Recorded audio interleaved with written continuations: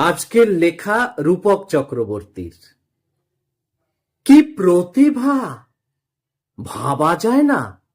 মানে আমার কথা বলছি আর কি।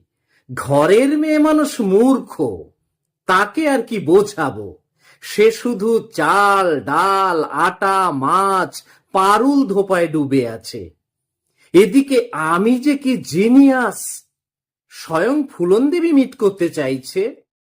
ভ্রুপল্লবে ডাক দিয়ে চন্দনের বনে নিমন্ত্রণ করছে বীরাপ্পন।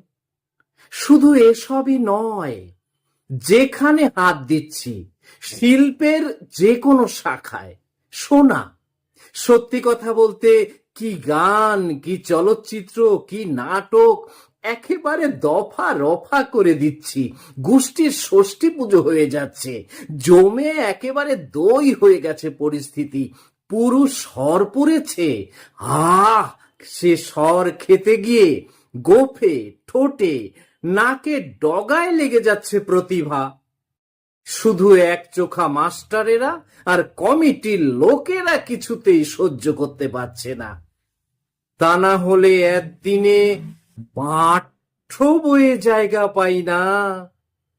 টেলিভিশনের মুখোমুখি প্রোগ্রামে ডাকলো না একবারও। ছ্যা ছ্যা, এসবের দাম আছে নাকি এদেশে?